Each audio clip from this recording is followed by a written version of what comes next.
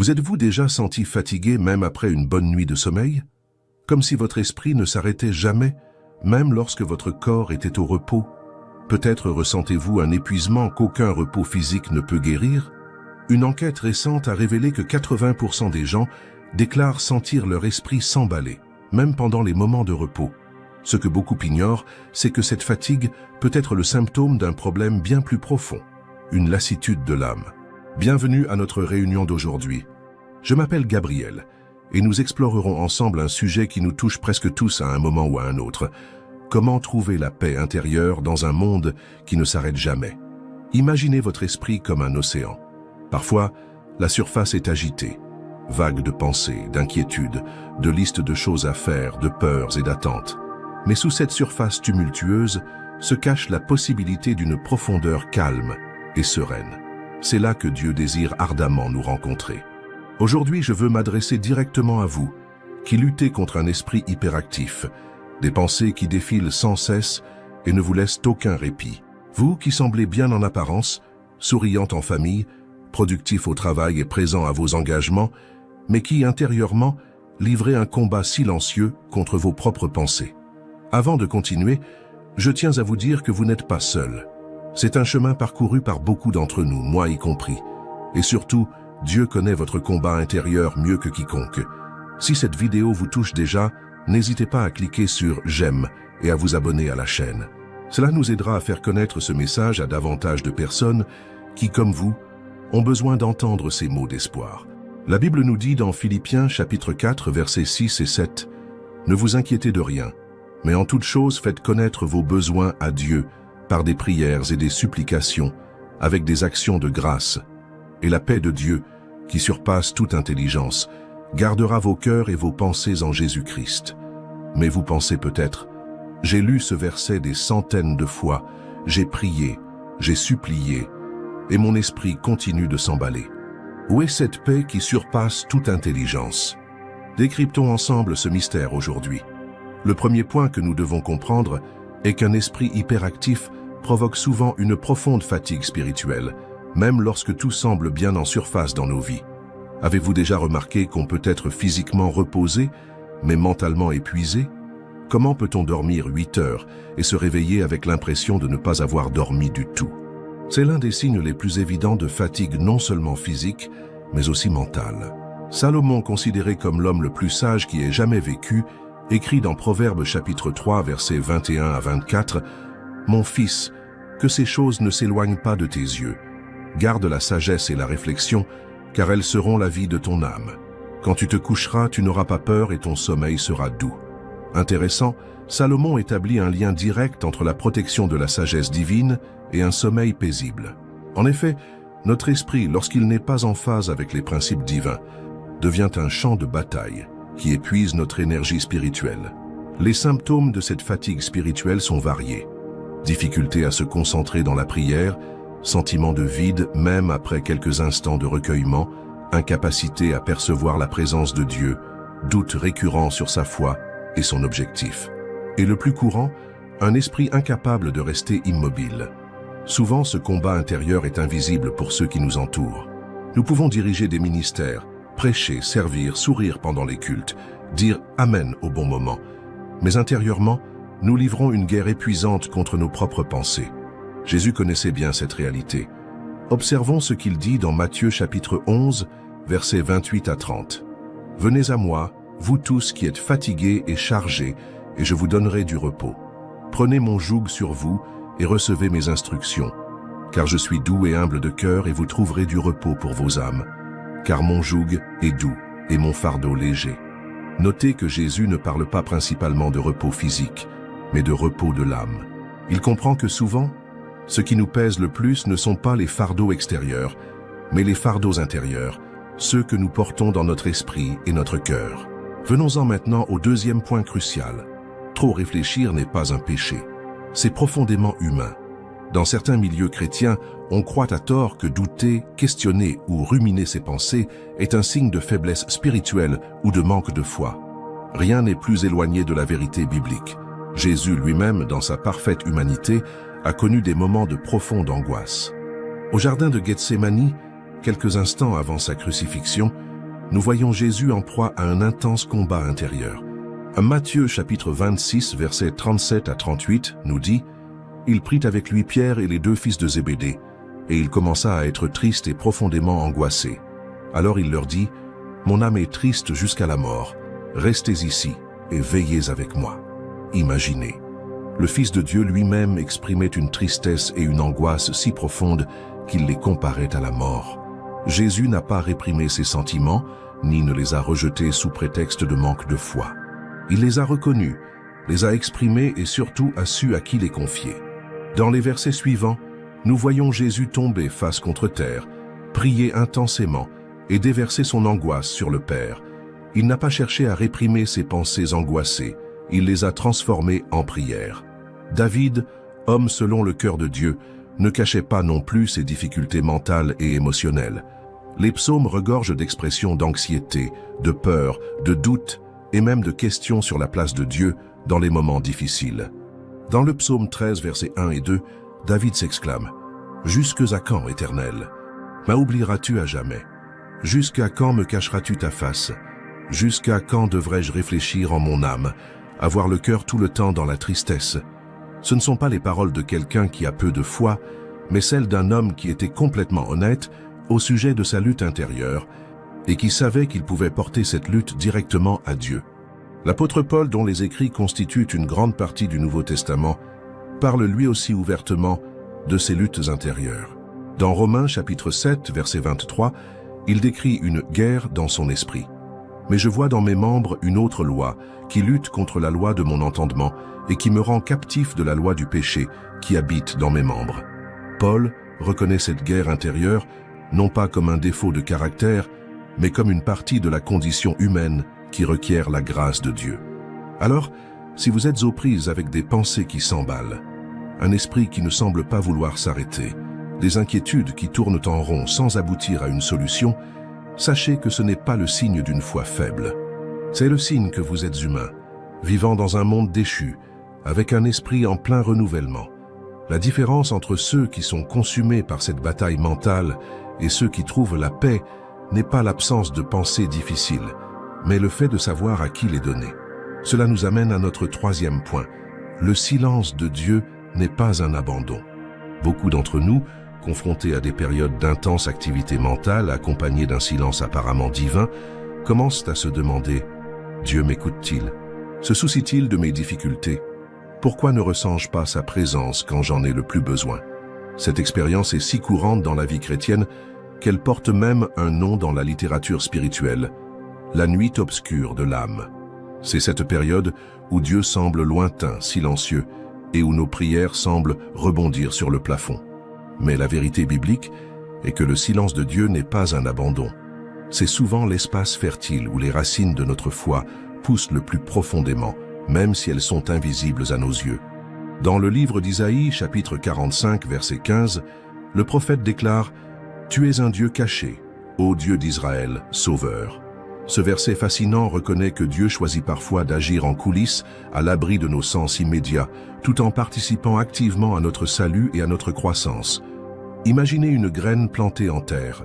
Pendant les premiers jours et les premières semaines, rien ne semble se produire en surface. Le jardinier pourrait se sentir découragé, pensant que ses graines ont échoué. Mais sous terre, une transformation extraordinaire s'opère.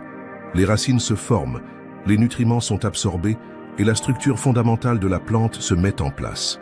Ce n'est qu'après ce travail invisible mais essentiel que l'on voit les premières pousses émerger du sol. De même, dans les moments où Dieu semble silencieux, un travail profond et transformateur peut s'opérer au plus profond de notre être, et ce travail ne peut souvent être ni précipité, ni forcé à se manifester. Le psalmiste a exprimé cette vérité lorsqu'il a écrit dans le psaume 92, versets 13 à 15. « Les justes fleuriront comme le palmier, ils croîtront comme le cèdre du Liban. Ceux qui sont plantés dans la maison de l'Éternel fleuriront dans les parvis de notre Dieu. Ils porteront encore du fruit dans la vieillesse, ils seront verts et luxuriants. » Notez le lien entre le fait d'être planté, un état d'immobilité et d'invisibilité apparente, et la floraison et la fructification qui en résultent. Les arbres mentionnés, le palmier et le cèdre, sont connus pour leur croissance lente, mais aussi pour leur extraordinaire résilience et leur longévité. Lorsque votre esprit est hyperactif et que Dieu semble silencieux, peut-être développe-t-il en vous une foi plus profonde et plus résiliente, le genre de foi qui ne dépend pas de sentiments momentanés ou d'expériences émotionnelles intenses, mais qui est enracinée dans la vérité immuable de qui il est. Le prophète Habakkuk a appris cette leçon à une époque où Dieu semblait silencieux face à l'injustice et à la violence. Après avoir exprimé ses frustrations, il arrive à une conclusion puissante dans Habakkuk chapitre 2, verset 20. « Mais l'Éternel est dans son saint temple, que toute la terre se taise devant lui. » Parfois, le silence divin n'est pas une absence, mais une invitation à reconnaître sa souveraineté et à rester tranquille, sachant qu'il est toujours sur le trône, toujours aux commandes, toujours à l'œuvre, même lorsque nous ne pouvons pas le voir ou le ressentir. Et cela nous amène au quatrième point essentiel. Il ne s'agit pas d'arrêter de penser, mais de penser correctement. De nombreux chrétiens, confrontés à un esprit hyperactif, concluent à tort que la solution consiste à essayer de faire le vide ou à supprimer toute pensée. Ils interprètent à tort le concept biblique de renouvellement de l'esprit comme une sorte d'état d'esprit vide. Mais la Bible ne nous appelle jamais à cesser de réfléchir. Au contraire, nous sommes appelés à mettre notre intellect, notre discernement et notre capacité de réflexion au service de Dieu. L'appel biblique n'est pas à moins réfléchir, mais à une pensée réorientée et transformée. Paul écrit dans Romains chapitre 12, verset 2, « Ne vous conformez pas au siècle présent, mais soyez transformés par le renouvellement de l'intelligence, afin que vous discerniez quelle est la volonté de Dieu, ce qui est bon, agréable et parfait. » Le mot grec pour renouveau utilisé ici est anakainosis, qui implique non pas un vide, mais un renouvellement complet, un changement dans la nature et la qualité de la pensée. Ce n'est pas la quantité de pensée qui doit changer, mais leur direction et leur contenu. Jésus lui-même a souligné l'importance d'une pensée juste lorsqu'il a cité le plus grand commandement dans Marc chapitre 12, verset 30. « Tu aimeras le Seigneur ton Dieu de tout ton cœur, de toute ton âme, de toute ta pensée et de toute ta force. » Notez qu'aimer Dieu implique de faire appel à notre compréhension, notre capacité intellectuelle et de réflexion. Dieu a créé notre esprit pour être actif, curieux et réfléchi. Le problème ne réside pas dans l'activité mentale elle-même, mais dans la direction de cette activité. Paul donne des indications claires sur cette direction dans Philippiens chapitre 4, verset 8. « Au reste, frères, que tout ce qui est vrai, tout ce qui est honorable, tout ce qui est juste, tout ce qui est pur, tout ce qui est aimable, tout ce qui mérite l'approbation, ce qui est vertueux et digne de louange, soit l'objet de vos pensées. » Ce verset ne nous invite pas à cesser de penser ou à faire le vide dans notre esprit. Il nous donne plutôt des critères précis quant au type de pensée que nous devrions cultiver. Il s'agit d'un appel, non pas à moins réfléchir, mais à une pensée concentrée et intentionnelle, en accord avec les valeurs du royaume de Dieu. C.S. Lewis, célèbre auteur et apologiste chrétien, a écrit « Dieu ne veut pas que nous abandonnions notre intellect, ni que nous le supprimions. Il nous l'a donné pour que nous l'utilisions, mais il veut que nous l'utilisions pour découvrir la vérité, en particulier la vérité sur lui-même. » Alors, si vous souffrez d'hyperactivité mentale, la solution n'est pas d'essayer d'arrêter de penser. Il s'agit de réorienter vos pensées en portant consciemment votre attention sur ce qui est vrai, noble, juste, pur, beau et admirable. Cela implique le discernement, c'est-à-dire la capacité de distinguer les pensées qui nous rapprochent de Dieu de celles qui nous éloignent de lui. Cela implique d'appliquer avec diligence la parole de Dieu comme un filtre à travers lequel nous filtrons chaque pensée. Dans 2 Corinthiens chapitre 10 verset 5, Paul utilise un langage puissant pour décrire ce processus.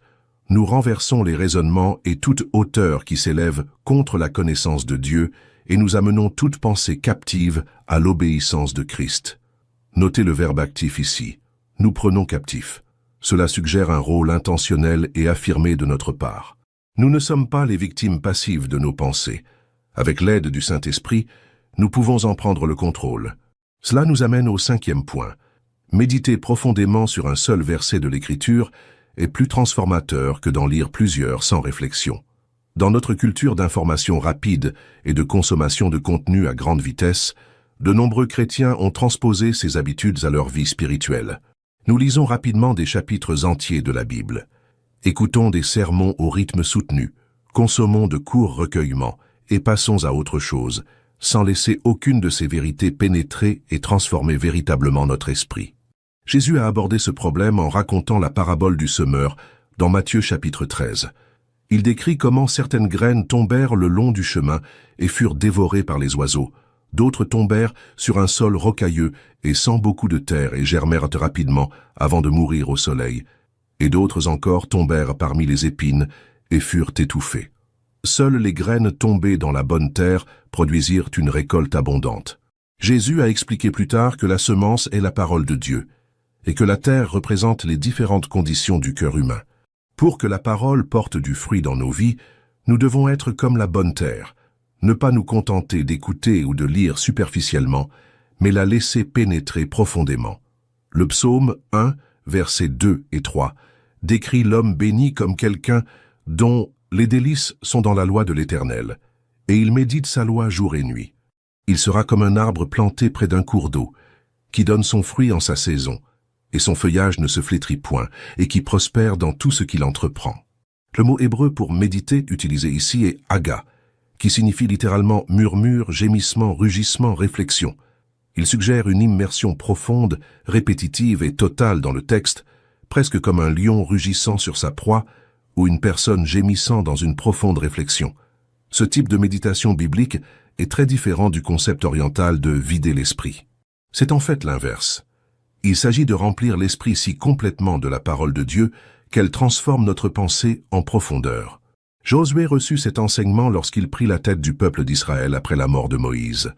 Dans Josué chapitre 1 verset 8, Dieu lui dit « Que ce livre de la loi ne s'éloigne point de ta bouche, médite-le jour et nuit pour agir fidèlement selon tout ce qui y est écrit. Alors tu feras prospérer tes entreprises et alors tu réussiras. » Notez que la méditation de la parole n'est pas une fin en soi. Elle nous conduit à l'obéissance, faire selon tout ce qui y est écrit, ce qui conduit ensuite à la prospérité spirituelle. Permettez-moi de partager une expérience personnelle. À une époque de ma vie, j'étais aux prises avec une anxiété accablante. Mon esprit était constamment en ébullition, passant d'une inquiétude à l'autre. Je lisais la Bible avec ferveur chaque jour, parfois des chapitres entiers, mais rien ne semblait percer ce brouillard d'anxiété. Puis un mentor spirituel m'a suggéré quelque chose de différent.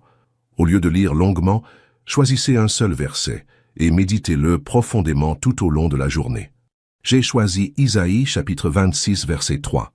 Tu garderas dans une paix parfaite celui dont les pensées sont fixées sur toi, parce qu'il se confie en toi. Pendant une semaine entière, je me suis concentré uniquement sur ce verset. Je l'ai écrit sur des cartes et les ai placés à des endroits où je les verrais souvent. Je le répétais à voix haute plusieurs fois par jour. Je le décomposais en plusieurs parties et méditais sur chaque mot. Je me demandais, que signifie avoir l'esprit fixé sur Dieu? Quel est le lien entre la confiance et la paix? Quel genre de paix Dieu offre-t-il? À la fin de cette semaine, quelque chose d'extraordinaire s'était produit. Ce seul verset avait pénétré mon esprit et avait commencé à transformer ma pensée de l'intérieur. La vérité de cette promesse était devenue partie intégrante de mon être d'une manière que des années de lecture rapide n'auraient jamais pu faire. C'est la différence entre consommer la parole de Dieu comme une information et l'intérioriser comme une transformation. Lorsque nous méditons véritablement sur un verset, en le laissant pénétrer chaque sphère de notre conscience, il devient un point d'ancrage pour notre esprit et un filtre à travers lequel nous traitons toutes nos autres pensées. Ceci est particulièrement crucial pour ceux qui luttent contre un esprit hyperactif. La méditation biblique n'est pas une simple activité à ajouter à une liste de choses à faire déjà bien remplie. C'est l'outil même que Dieu a fourni pour apaiser la tempête de pensée et renouveler votre esprit de l'intérieur. Passons maintenant au 6e point. L'anxiété naît de la tentative de tout contrôler. L'une des principales causes d'un esprit hyperactif est la croyance implicite que nous devrions contrôler tous les aspects de notre vie, notre avenir, nos relations, notre sécurité, notre réputation, etc. Face à la réalité que beaucoup de ces choses échappent à notre contrôle, l'esprit tente de compenser par une planification excessive, des inquiétudes et des scénarios hypothétiques. Jésus s'est directement attaqué à cette tendance humaine dans le Sermon sur la montagne. Dans Matthieu chapitre 6, versets 25 à 27, il dit « C'est pourquoi je vous dis, Ne vous inquiétez pas pour votre vie de ce que vous mangerez, ni pour votre corps de quoi vous serez vêtu. La vie n'est-elle pas plus que la nourriture et le corps plus que le vêtement? Regardez les oiseaux du ciel. Ils ne sèment ni ne moissonnent, et ils n'amassent rien dans des greniers, et votre Père céleste les nourrit. Ne valez-vous pas plus que les oiseaux? Qui de vous, par ses inquiétudes, peut ajouter une seule coudée à la durée de sa vie? La dernière question de Jésus est particulièrement révélatrice. Qui de vous, par ses inquiétudes, peut ajouter une coudée à la durée de sa vie? Autrement dit, toute votre anxiété, toute votre inquiétude, toutes vos pensées agitées, changent-elles vraiment quelque chose de fondamental? La réponse implicite est non. L'anxiété ne change pas notre réalité. Elle nous prive simplement de notre paix intérieure. La vérité libératrice est que nous ne sommes pas appelés à tout contrôler ni à résoudre tous les problèmes. Nous sommes appelés à faire confiance à un Dieu qui est déjà aux commandes. Pierre l'a compris lorsqu'il a écrit dans la première épître de Pierre, chapitre 5, verset 7. « Déchargez-vous sur lui de tous vos soucis, car lui-même prend soin de vous. » Le verbe grec traduit ici par « décharger » suggère un acte décisif et total. Nous ne conservons pas une partie de nos soucis tout en abandonnant une autre. Nous en transférons tout le poids sur les épaules de celui qui est infiniment plus capable de les porter. Il ne s'agit pas d'un permis d'irresponsabilité ou de passivité. Nous sommes toujours appelés à agir avec sagesse, à planifier et à prendre des décisions. Mais nous le faisons avec la profonde conscience que le résultat final est entre les mains de Dieu. Le chapitre 16, verset 9 des Proverbes illustre parfaitement cet équilibre. Le cœur de l'homme médite sa voie, mais c'est l'Éternel qui dirige ses pas. Nous planifions, mais nous reconnaissons que c'est Dieu qui dirige. Lorsque nous intériorisons véritablement cette vérité, nous faisons l'expérience de ce que Jésus appelait un joug aisé et un fardeau léger. Non pas parce que nos circonstances extérieures changent nécessairement, mais parce que nous ne portons plus le poids insurmontable de la lutte pour maîtriser l'incontrôlable. Cela nous conduit à une légèreté spirituelle, une capacité à vivre pleinement dans le moment présent, à faire ce que nous pouvons et à faire confiance à Dieu pour le reste. Paul, écrivant depuis sa prison, un lieu où il avait certainement très peu de contrôle sur sa situation, pouvait encore dire dans Philippiens chapitre 4, versets 11 à 13, « Je ne parle pas par nécessité, car j'ai appris à être content de l'état où je me trouve. Je sais vivre dans l'humiliation et je sais vivre dans l'abondance. En toute chose et de toute manière, je suis habitué à être rassasié et à avoir faim, à être dans l'abondance et à être dans le besoin.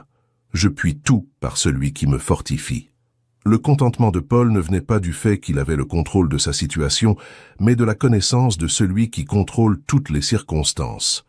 Pour l'esprit hyperactif, c'est une vérité révolutionnaire. Nul besoin de résoudre tous les problèmes. Nul besoin d'anticiper toutes les éventualités. Nul besoin d'avoir toutes les réponses. Il suffit de connaître celui qui les a et de se reposer sur l'assurance de sa protection. Cela nous amène au 7e point. La parole de Dieu est un refuge pour l'esprit troublé. Face à des tempêtes mentales, périodes de peur intense, de doute, de confusion ou d'anxiété, nous avons besoin d'un refuge. Non pas un refuge physique, mais un sanctuaire mental, où trouver stabilité et clarté. La parole de Dieu nous offre précisément cela. Le psaume 119, 14, 15 déclare « Par tes préceptes, je deviens intelligent, c'est pourquoi je hais toute voie de mensonge. Ta parole est une lampe à mes pieds et une lumière sur mon sentier. » Notez la métaphore utilisée ici. La parole est comme une lampe sur un chemin obscur. Lorsque notre esprit est en ébullition, nous avons souvent l'impression de tâtonner, incertains de la direction à prendre ou de la manière d'interpréter ce qui se passe autour de nous. La parole de Dieu nous apporte la clarté précisément au moment où nous en avons le plus besoin. Chaque verset mémorisé devient comme un refuge où nous pouvons nous réfugier lorsque les vents de l'incertitude et du doute commencent à souffler. Ce n'est pas un hasard si le bouclier de la foi fait partie de l'armure de Dieu décrite dans Éphésiens chapitre 6. Un bouclier que nous pouvons brandir contre les flèches enflammées du malin, qui se présentent souvent sous la forme de pensées accusatrices, de mensonges subtils et de doutes persistants. Le roi David comprenait la puissance de la parole comme un refuge. Au psaume 56, verset 3, il écrit « Quand j'ai peur, je me confie en toi ». Et au verset 10 du même psaume, il précise « En Dieu, dont j'exalte la parole. En lui je me confie, je ne craindrai rien. Que pourrait me faire l'homme mortel? Pour David, la confiance en Dieu était étroitement liée à l'exaltation de sa parole. Il savait que lorsque la peur submergerait son esprit, la vérité divine serait sa plus puissante défense. Jésus a appliqué cette même stratégie lors de sa tentation dans le désert. Face aux mensonges de l'ennemi, sa réponse constante était « Il est écrit », suivie d'une citation directe de l'Écriture. Il n'a pas cherché à raisonner le tentateur, ni à inventer des arguments originaux. Il s'est simplement appuyé sur l'autorité immuable de la parole de Dieu. C'est une leçon fondamentale pour nous. Lorsque notre esprit est attaqué, la meilleure défense n'est pas notre propre sagesse ou notre propre force, mais la vérité éternelle de l'Écriture. L'apôtre Paul utilise une métaphore puissante dans 2 Corinthiens chapitre 10 verset 5, lorsqu'il parle de prendre toute pensée captive pour l'obéissance à Christ. L'image est celle d'un combat spirituel où nous capturons les pensées hostiles et les soumettons à la vérité du Christ. Comment cela se traduit-il concrètement?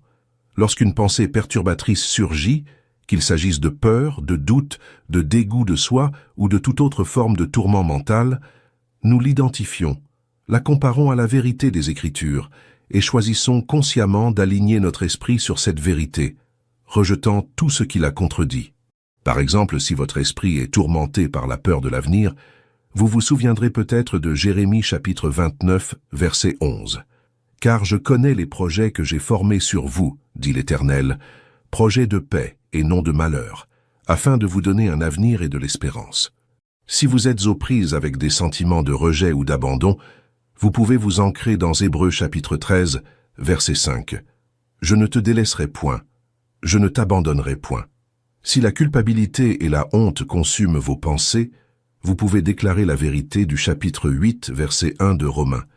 Il n'y a donc maintenant aucune condamnation pour ceux qui sont en Jésus-Christ. Plus nous mémorisons de versets, plus nous construisons de refuges pour notre esprit. Chaque promesse biblique intériorisée devient un havre de paix où nous pouvons ancrer nos pensées lorsque les tempêtes émotionnelles surviendront, et elles surviendront. C'est pourquoi le psalmiste déclare au psaume 119, verset 11, « J'ai serré ta parole dans mon cœur, afin de ne pas pécher contre toi. » Il comprenait que la parole qu'elle contient est notre première et plus puissante défense contre les pensées erronées. Passons maintenant au 8e point. Renouvelez votre esprit avec des déclarations véridiques, combat les pensées négatives. Nos pensées suivent des schémas établis au fil du temps. Si nous laissons nos pensées s'engager dans des voies de négativité, d'auto-accusation, de peur ou de désespoir, ces voies s'approfondissent jusqu'à devenir des voies automatiques pour notre esprit. Paul l'a bien compris lorsqu'il a écrit, dans Romains chapitre 12, verset 2, sur la nécessité d'être transformé par le renouvellement de l'intelligence. Le mot grec pour renouvellement suggère ici une refonte complète, une reconstruction fondamentale de notre façon de penser. Ce renouveau ne se produit pas passivement. Il exige notre participation active pour interrompre les schémas de pensée négatifs, les confronter à la vérité et les remplacer systématiquement par des pensées en accord avec la parole de Dieu. Ce processus en 3 étapes, interrompre, confronter, remplacer, peut radicalement transformer un esprit hyperactif. Premièrement, nous cessons les pensées négatives dès que nous les reconnaissons. Cela exige vigilance et conscience de soi, c'est-à-dire la capacité à reconnaître quand notre esprit s'engage sur une voie destructrice. Parfois, il peut être utile de dire à voix haute « stop » pour rompre le flot automatique des pensées. Deuxièmement, nous confrontons la pensée à la vérité. Nous nous demandons « cette pensée est-elle conforme à ce que Dieu dit? Est-elle vraie, noble, juste, pure, aimable, admirable? Sinon, nous reconnaissons sa fausseté. » Troisièmement, nous remplaçons les pensées négatives par une affirmation de la vérité fondée sur les Écritures. Il ne s'agit pas d'une forme de pensée positive superficielle, mais d'un réalignement intentionnel de notre esprit avec la réalité telle que Dieu l'a définie. Par exemple, si vous pensez « je suis un raté complet, je ne fais jamais rien de bien », vous pouvez interrompre cette pensée, l'affronter en reconnaissant qu'elle contredit votre identité en Christ et la remplacer par une affirmation du genre « je suis une nouvelle créature en Christ », 2 Corinthiens 5, 17. J'ai été créé par Dieu pour de bonnes œuvres, qu'il a préparées d'avance pour moi, Éphésiens 2, 10.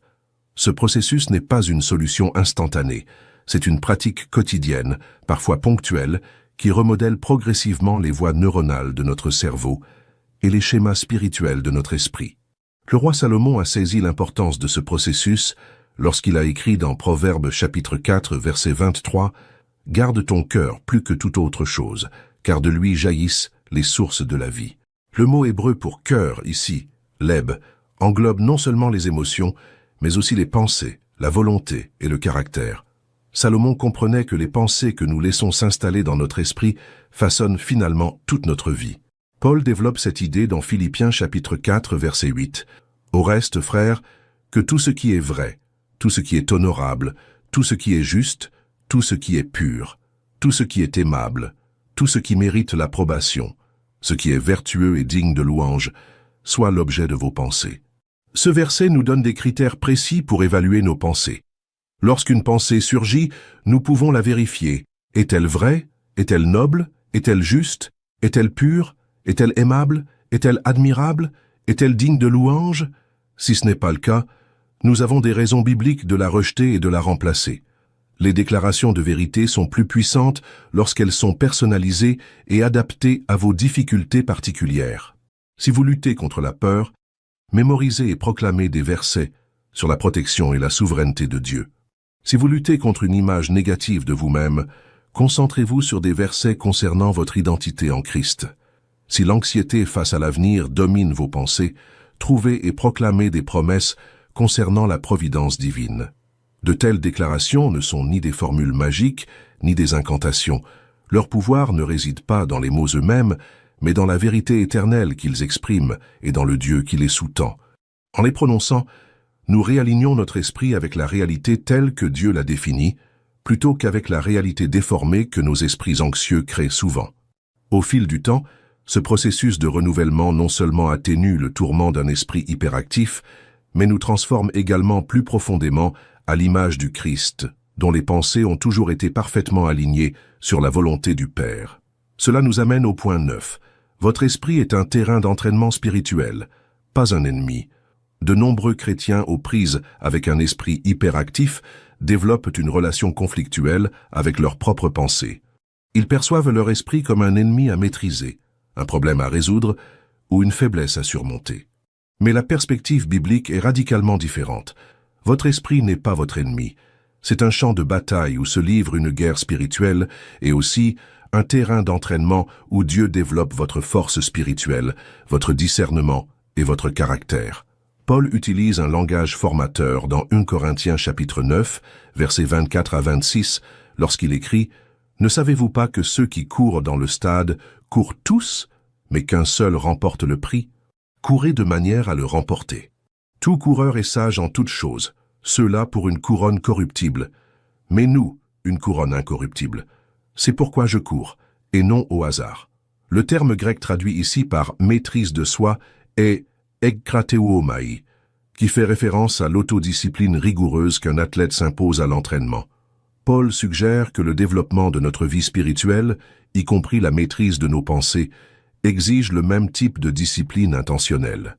Tout comme un athlète ne déteste pas son corps lorsqu'il le soumet à un entraînement rigoureux, nous ne devrions pas détester notre esprit lorsqu'il est soumis à une discipline spirituelle. L'objectif n'est pas de punir ou de réprimer, mais de s'entraîner et de se transformer. Cette transformation se produit à travers 3 pratiques spirituelles principales, l'adoration, le silence et la discipline quotidienne. L'adoration recentre notre attention sur Dieu plutôt que sur nous-mêmes. Lorsque nous l'adorons, que ce soit par la prière, la louange ou simplement en contemplant sa grandeur, notre esprit s'élève au-dessus de nos préoccupations habituelles.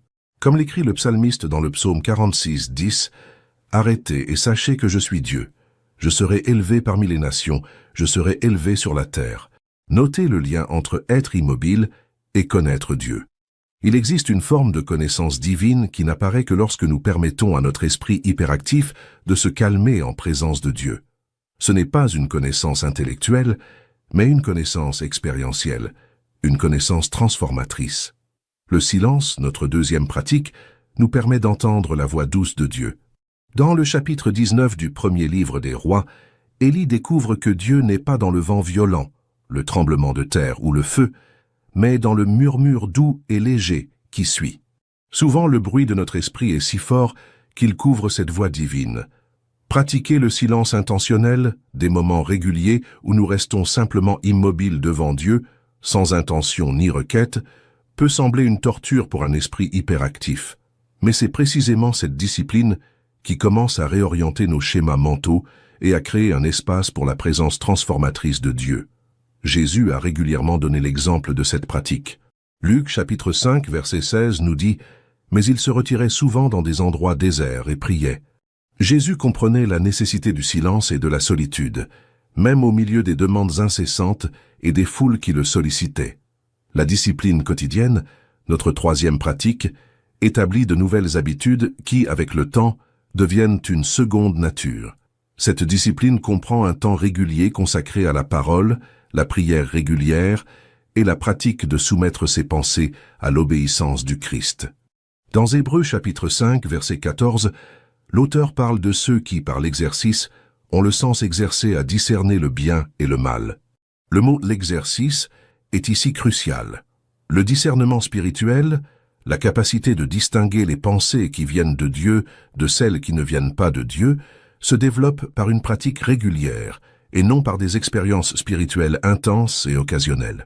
Lorsque nous considérons notre esprit comme un terrain d'entraînement plutôt que comme un ennemi, notre approche change radicalement.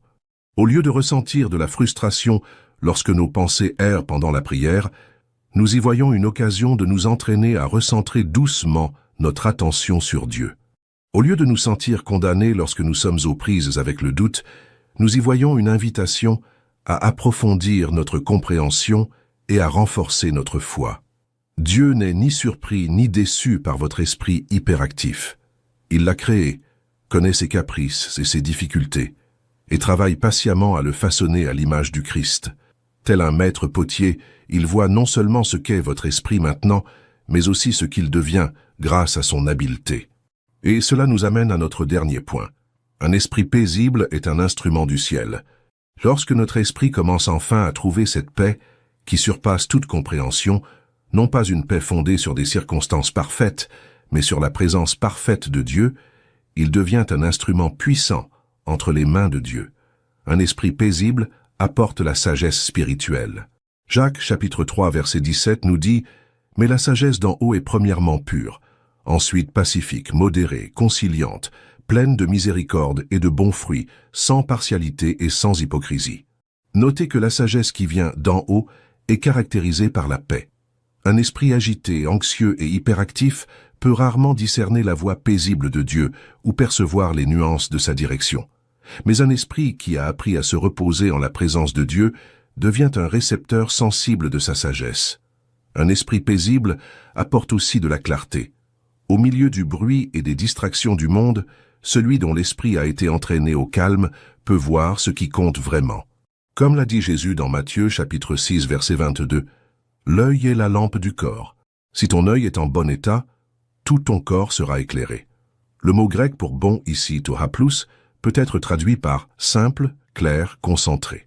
Un esprit paisible développe cette clarté de vision spirituelle, capable de voir au-delà des complexités superficielles et de saisir la simplicité essentielle du royaume de Dieu. Un esprit paisible produit toujours une vie en harmonie avec le royaume. Jésus a dit dans Matthieu chapitre 12 verset 35, « L'homme bon tire de bonnes choses de son bon trésor, et l'homme méchant tire de mauvaises choses de son mauvais trésor. » Le trésor dont Jésus parle ici n'est pas un trésor extérieur, mais un réservoir intérieur de pensées, de croyances et de valeurs. Un esprit transformé par la paix de Dieu produit naturellement des paroles et des actes qui reflètent cette paix. En fin de compte, un esprit paisible influence et transforme les autres. Paul écrit dans Romains chapitre 14 verset 19, « Recherchons donc ce qui contribue à la paix et à l'édification mutuelle. » Il y a quelque chose de profondément attirant et influent chez une personne qui respire une paix authentique dans un monde d'anxiété et de troubles. Une telle personne devient un témoignage vivant de la puissance transformatrice du Christ, non par des paroles éloquentes ou des actions spectaculaires, mais simplement par la qualité distinctive de sa présence. Jésus faisait référence à ce type d'influence lorsqu'il qualifiait ses disciples de sel de la terre et de lumière du monde, dans Matthieu chapitre 5. Le sel pénètre silencieusement, préservant et enrichissant. La lumière, quant à elle, ne fait pas de bruit, mais brille simplement, illuminant ce qui était auparavant dans les ténèbres. De même, une personne dont l'esprit a été transformé par la paix du Christ exerce une influence discrète mais profonde sur son environnement. Sa stabilité au milieu du chaos, sa confiance au milieu de l'incertitude et sa perspective éternelle au milieu des inquiétudes passagères deviennent un puissant témoignage de la réalité du royaume de Dieu. Mais cette transformation ne se fait pas du jour au lendemain. C'est un cheminement, souvent jalonné d'avancées et de revers, de moments de paix profonde suivis de périodes de lutte renouvelées. La bonne nouvelle, c'est que nous ne sommes pas seuls sur ce chemin. Le même esprit qui a ressuscité Christ d'entre les morts habite en nous, œuvrant patiemment à conformer notre esprit à celui de Christ. Comme l'écrit Paul dans Philippiens chapitre 1 verset 6, « Je suis persuadé que celui qui a commencé en vous cette bonne œuvre la rendra parfaite pour le jour de Jésus-Christ. » Notre rôle n'est pas d'atteindre la perfection par nos propres efforts, mais de coopérer à l'œuvre que l'Esprit accomplit déjà en nous. En tant qu'agriculteurs travaillant aux côtés du cultivateur divin, nous participons au processus de culture, mais nous reconnaissons que la croissance elle-même vient de Dieu. Alors, pour vous qui luttez contre un esprit hyperactif, qui vous sentez accablé par le poids de pensées incessantes et d'une anxiété spirituelle, écoutez ces paroles d'espoir. Votre combat n'est pas vain. Chaque fois que vous recentrez vos pensées sur Dieu, chaque fois que vous choisissez de faire confiance plutôt que de vous inquiéter, chaque fois que vous remplacez un mensonge par la vérité biblique, vous participez à une profonde transformation qui aura des répercussions non seulement sur votre vie, mais aussi sur celle de ceux qui vous entourent. Jésus a promis dans Jean chapitre 14, verset 27, « Je vous laisse la paix, je vous donne ma paix. Je ne vous donne pas comme le monde donne, que votre cœur ne se trouble point et ne s'alarme point. » Notez que Jésus distingue clairement la paix qu'il offre de celle que le monde offre. La paix du monde est fragile, dépendante des circonstances extérieures, d'états émotionnels passagers et de l'illusion du contrôle. La paix du Christ est solide, enracinée dans sa présence immuable, sa souveraineté incontestable et son amour indéfectible. Voilà la paix que nous pouvons trouver même lorsque notre esprit semble en guerre contre lui-même. Ce n'est pas une paix qui nie la réalité du combat, mais une paix qui transcende ce combat. Ce n'est pas l'absence de tempête mentale, mais la présence du Christ au cœur de la tempête. Tout comme Jésus lui-même dormit paisiblement dans la barque pendant la tempête, à la stupéfaction de ses disciples terrifiés, nous aussi pouvons trouver un lieu de repos au milieu des tempêtes de notre esprit. Et ce faisant, nous devenons témoins de la même puissance qui a apaisé la mer par une parole. Je voudrais conclure par une invitation et une prière. Voici mon invitation. Faites un petit pas aujourd'hui vers le renouvellement de votre esprit. Il peut s'agir de mémoriser un seul verset qui parle directement de votre combat. Il peut s'agir de prendre 5 minutes de silence intentionnel pour être simplement en présence de Dieu. Il peut s'agir de commencer à identifier et à remettre en question les schémas de pensée négatifs qui dominent votre esprit. Aussi petite soit-elle, cette étape est importante. Comme Jésus l'a observé, le royaume de Dieu est comparable à une graine de moutarde. Elle commence toute petite, mais grandit jusqu'à devenir un arbre où les oiseaux peuvent nicher. De même, de petits changements dans votre façon d'aborder votre vie mentale peuvent, avec le temps, produire de profondes transformations. Et maintenant, ma prière pour vous. Père Céleste, nous venons à toi, conscients que notre esprit est souvent rempli de bruit, d'inquiétude et d'agitation.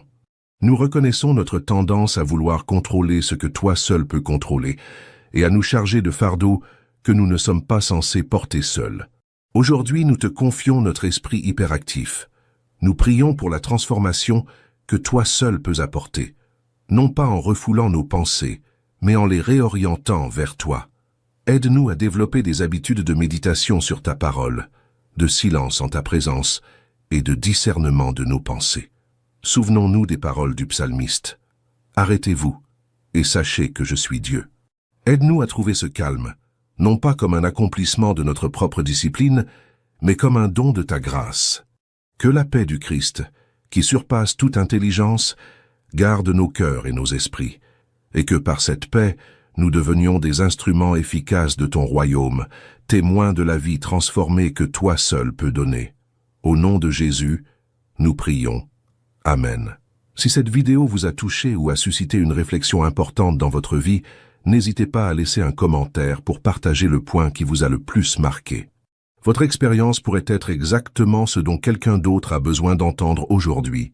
Je vous invite également à aimer cette vidéo et à vous abonner à la chaîne pour découvrir d'autres contenus susceptibles de nourrir votre cheminement spirituel. En partageant cette vidéo, vous devenez un instrument entre les mains de Dieu, apportant des paroles d'espoir à quelqu'un qui lutte silencieusement contre les mêmes difficultés. Rappelez-vous, votre esprit n'est pas votre ennemi, mais un champ où Dieu travaille patiemment. La paix n'est pas l'absence de pensée, mais la présence du Christ au milieu d'elle. Jusqu'à notre prochaine rencontre, que la paix de Dieu qui surpasse toute intelligence garde vos cœurs et vos pensées en Jésus-Christ. Vous savez, quand on parle d'hyperactivité mentale et de fatigue spirituelle, on évoque une expérience profondément humaine qui traverse toutes les époques, mais qui semble particulièrement pertinente aujourd'hui. Nous vivons à une époque de surinformation, de notifications constantes, d'attentes démesurées et de peu de place pour le silence authentique. Il n'est pas étonnant que tant d'entre nous ressentent une accélération constante de leur esprit, tel un moteur qui ne s'arrête pas même lorsqu'on gare sa voiture. Et cette accélération mentale affecte inévitablement notre vie spirituelle.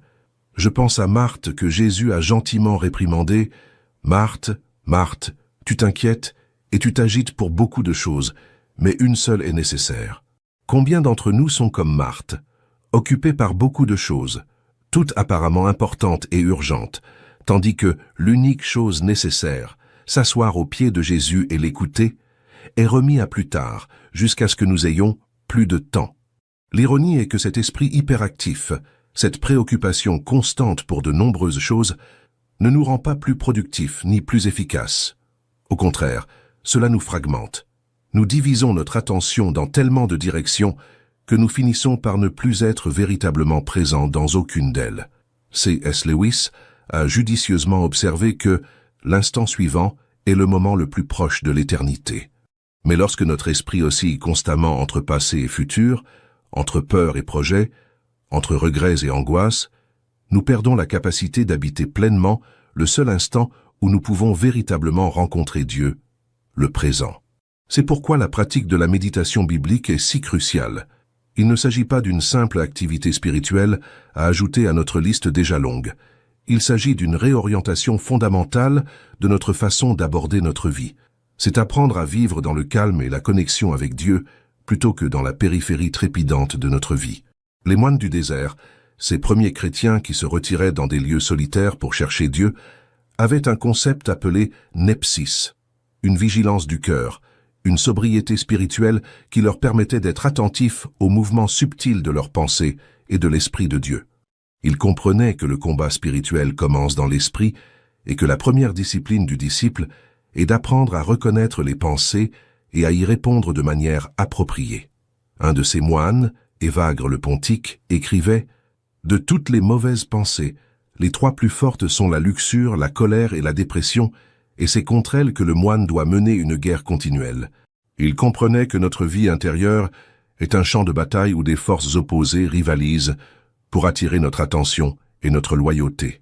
C'est une idée profondément biblique. Paul écrit dans 2 Corinthiens chapitre 10 verset 5 qu'il faut amener toute pensée captive à l'obéissance de Christ.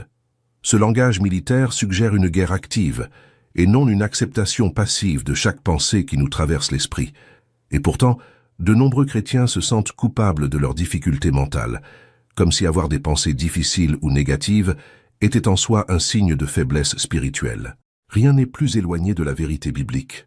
Avoir des pensées pénibles n'est pas un péché, cela fait simplement partie de la condition humaine dans un monde déchu.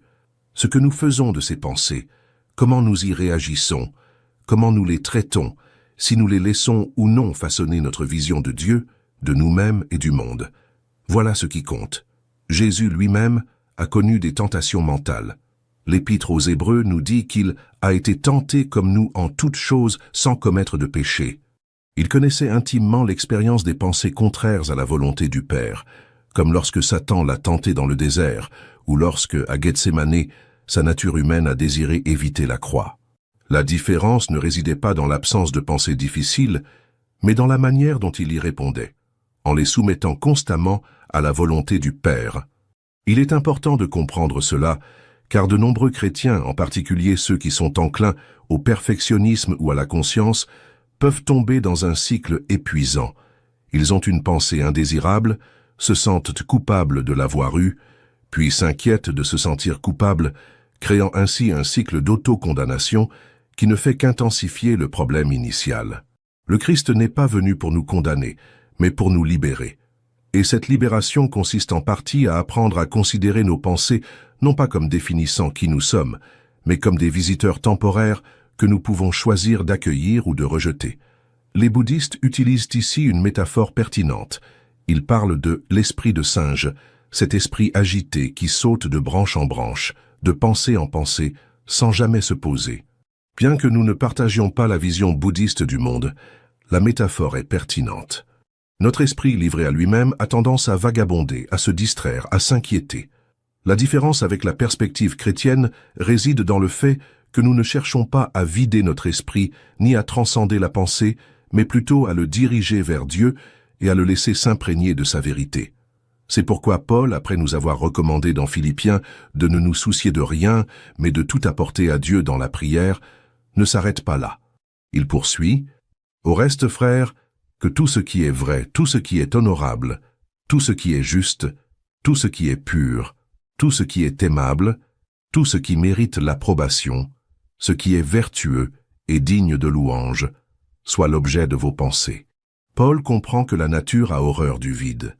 Il ne suffit pas de simplement essayer de cesser de s'inquiéter ou d'avoir des pensées négatives. Nous devons activement les remplacer par ce qui est bon, vrai et beau. La transformation chrétienne de l'esprit ne concerne pas principalement ce à quoi nous évitons de penser, mais ce que nous choisissons de contempler. Cela me rappelle le conseil du grand mystique chrétien frère Laurent, qui pratiquait ce qu'il appelait la présence exercée à Dieu, un état de conversation et de communion constante avec Dieu, même lors des tâches les plus banales. Il écrivait « Il n'est pas nécessaire d'avoir de grandes choses à faire. Je peux tourner mon petit pot et balayer mon petit sol pour Dieu aussi bien que si j'étais prédicateur. Il est nécessaire de ne rien ajouter à ce que Dieu nous accorde dans notre condition. Inutile de crier trop fort, il est plus proche de nous que nous ne le pensons. » C'est une vision profondément libératrice. Elle suggère que le renouvellement de l'esprit n'est pas une tâche héroïque réservée à des saints extraordinaires, mais une pratique quotidienne accessible à tous, précisément au cœur des circonstances ordinaires de notre vie. Pour ceux qui ont l'esprit hyperactif, c'est une bonne nouvelle. Nul besoin d'escalader des montagnes spirituelles, ni de vivre des expériences mystiques extraordinaires pour trouver la paix. Il suffit d'apprendre à reconnaître la présence de Dieu là où vous êtes, au cœur de votre vie actuelle, avec toutes ses complexités et ses défis. Le silence de Dieu, que nous interprétons souvent comme un abandon, peut en réalité être l'espace où nous apprenons à écouter plus profondément. Comme l'a découvert le prophète Élie, Dieu parle souvent non pas par des tremblements de terre, des incendies ou des vents violents, mais par ce murmure doux et léger que l'on ne peut entendre que lorsque nous sommes suffisamment calmes pour écouter.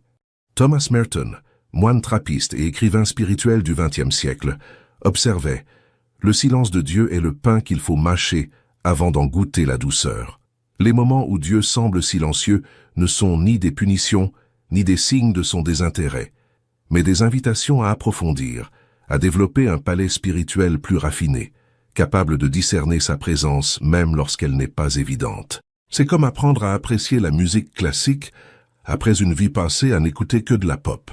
Au début, cela peut paraître ennuyeux ou incompréhensible, mais avec une exposition continue et une attention patiente, nous commençons à discerner des couches de complexité et de beauté qui n'étaient pas immédiatement apparentes. De même, le silence apparent de Dieu abordé avec patience et confiance peut révéler des dimensions de sa présence que le bruit constant d'expériences spirituelles ou émotionnelles plus intenses peut en réalité occulter. Cela me rappelle l'histoire de la femme atteinte d'une perte de sang, qui toucha le bord du manteau de Jésus. Au milieu d'une foule bruyante et animée, chacun poussant et touchant Jésus, il ressentit un toucher différent, un toucher de foi. « Qui m'a touché ?» demanda-t-il, à la surprise de ses disciples, qui désignèrent la foule environnante. Mais Jésus comprit que quelqu'un l'avait touché avec une intention différente, avec une conscience différente. Voilà la différence entre un esprit spirituel et un esprit purement religieux. L'esprit religieux peut être occupé par de nombreuses activités spirituelles, prières, études bibliques, offices religieux, mais sans la qualité d'attention qui touche véritablement la réalité de Dieu.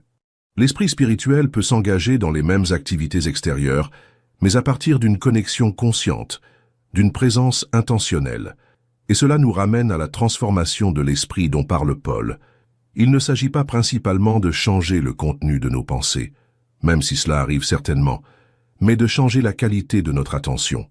Il s'agit d'apprendre à être présent à Dieu même lorsque notre esprit a envie de s'égarer dans 1000 directions. Une pratique que j'ai trouvée utile est ce que j'appelle les ancres d'attention. De courts versets, de simples prières, ou même un simple mot qui peut servir de point de retour lorsque l'esprit commence à vagabonder. Cela peut être quelque chose d'aussi simple que Jésus, fils de David, aie pitié de moi, ou même simplement le nom Jésus répété avec conscience et intention. Ces ancres d'attention ne sont pas des techniques magiques, mais des outils simples qui aident à entraîner l'esprit à revenir au présent, à se reconnecter à la présence de Dieu, ici et maintenant. Avec le temps, elles peuvent devenir des réflexes spirituels, des réponses automatiques lorsque l'esprit commence à vagabonder. Bien sûr, il s'agit d'un cheminement, et non d'une transformation instantanée. Comme l'a écrit le théologien et philosophe chrétien Dallas Willard, la grâce n'est pas contraire à l'effort, elle est contraire au mérite. La grâce de Dieu est le fondement et le moteur de toute notre croissance spirituelle, mais cela ne signifie pas que nous en soyons les bénéficiaires passifs. Nous collaborons activement avec Dieu dans le renouvellement de notre esprit. Paul a exprimé cette tension lorsqu'il a écrit dans Philippiens chapitre 2, verset 13. « Car c'est Dieu qui produit en vous le vouloir et le faire selon son bon plaisir. » Il y a là un mystère. Dieu agit en nous, et pourtant nous sommes appelés à agir également. Il ne s'agit ni de passivité spirituelle ni d'effort indépendant, mais d'une danse de coopération avec la grâce agissante de Dieu. Pour la personne à l'esprit hyperactif, cette vérité peut être particulièrement libératrice. Nul besoin de fixer son esprit avant de pouvoir venir à Dieu. Nul besoin de calmer ses pensées par ses propres forces avant de pouvoir ressentir sa présence. Venez tel que vous êtes, avec toutes vos pensées dispersées et votre attention fragmentée, et laissez-le agir. Et c'est précisément ce qu'il promet. Dans Ézéchiel chapitre 36, verset 26, Dieu promet « Je vous donnerai un cœur nouveau, et je mettrai en vous un esprit nouveau. J'ôterai de votre corps le cœur de pierre, et je vous donnerai un cœur de chair. » Cette promesse ne concerne pas seulement un changement de comportement, mais une transformation intérieure, un changement au plus profond de notre être qui affecte naturellement notre façon de penser, de ressentir et d'agir. C'est l'œuvre surnaturelle de Dieu, et pourtant nous sommes invités à y participer activement. À quoi cela ressemble-t-il au quotidien? Pour une personne hyperactive, cela peut commencer par quelque chose d'aussi simple que de reconnaître la présence de Dieu au début de la journée. Non pas comme une tâche supplémentaire sur une liste déjà longue, mais comme un moment d'orientation consciente. La reconnaissance que, quoi que la journée vous réserve, vous vivez en présence de celui qui vous aime parfaitement. Vous pouvez continuer à faire de petites pauses tout au long de la journée. Des moments pour respirer profondément, vous reconnecter à cette présence et recentrer votre attention. Cela peut inclure l'identification des pensées anxieuses qui surgissent et leur soumission à la prière. Cela peut consister à mémoriser des versets stratégiques qui abordent directement vos difficultés spécifiques afin d'avoir la vérité prête à contrer les mensonges lorsqu'ils surgissent. Et cela peut aboutir à un moment de réflexion à la fin de la journée. Non pas une analyse critique de vos échecs, mais une reconnaissance honnête de l'endroit où vous avez expérimenté la présence de Dieu et de l'endroit où vous vous en êtes éloigné, en vous abandonnant à sa grâce et en recommençant le lendemain. Le point crucial dans tout cela est que le renouvellement de l'esprit n'est pas une destination que l'on atteint une fois pour toutes, mais un cheminement que l'on entreprend jour après jour, instant après instant. C'est un processus d'apprentissage, apprendre à voir la réalité comme Dieu la voit, apprendre à penser les pensées de Dieu à sa manière, apprendre à reconnaître sa présence même dans les endroits les plus inattendus. Et peut-être le plus surprenant, ce processus ne se produit pas principalement lors de moments extraordinaires d'éveil spirituel, mais dans les circonstances ordinaires de notre vie quotidienne. C'est au cœur des défis, des frustrations, des joies et des peines du monde que notre esprit se renouvelle progressivement pour ressembler davantage à celui du Christ. J'aime comparer cela à l'apprentissage d'une nouvelle langue. Au début, c'est un combat permanent. Il faut traduire chaque mot, chaque concept. C'est épuisant et difficile. Mais petit à petit, avec une pratique continue, la nouvelle langue devient plus naturelle. On commence à penser directement dans cette langue plutôt que de la traduire. On finit même par rêver dans cette nouvelle langue. De même, le renouvellement de l'esprit consiste à apprendre à parler et à penser dans le langage du royaume de Dieu, un langage d'amour, de grâce, de vérité et d'espérance. Au début, cela exige un effort constant et une traduction réfléchie.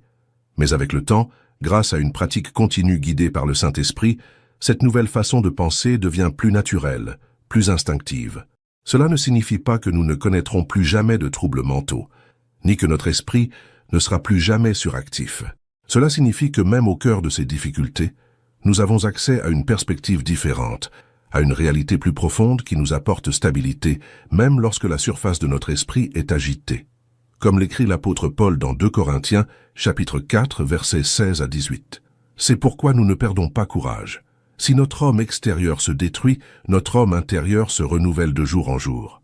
Car nos légères afflictions du moment présent produisent pour nous, au-delà de toute mesure, un poids éternel de gloire, parce que nous regardons non aux choses visibles, mais à celles qui sont invisibles. Car les choses visibles sont passagères, et les invisibles sont éternelles. Voilà la promesse pour ceux qui persévèrent sur le chemin du renouveau mental, une perspective transformée qui voit au-delà du visible vers l'invisible, au-delà du temporel vers l'éternel. Un esprit qui, même hyperactif en surface, est ancré dans une réalité plus profonde et plus stable. Et c'est cet ancrage qui nous permet de vivre en paix, même au milieu de la tempête. Non pas une paix fondée sur des circonstances parfaites ou un esprit parfaitement calme, mais une paix qui dépasse toute intelligence, enracinée dans la présence immuable du Christ en nous. Comme l'écrit le psalmiste, ceux qui se confient en l'Éternel sont comme la montagne de Sion, inébranlable et éternelle. Comme les montagnes entourent Jérusalem, ainsi l'Éternel entoure son peuple, dès maintenant et à jamais. C'est la promesse qui vous est faite à vous, qui avez lutté contre un esprit hyperactif et un esprit fatigué. Non pas que vos luttes disparaîtront du jour au lendemain, mais qu'en persistant dans ce voyage de renouveau, vous trouverez un ancrage toujours plus profond dans la présence immuable de Dieu. Une présence qui, comme les montagnes qui entourent Jérusalem, reste ferme quelles que soient les tempêtes qui peuvent survenir. Et à partir de cet ancrage, vous découvrirez une vérité étonnante, que votre esprit, loin d'être votre ennemi, est en réalité un don extraordinaire de Dieu, un instrument par lequel vous pouvez le connaître plus profondément, l'aimer plus pleinement et servir son royaume plus efficacement.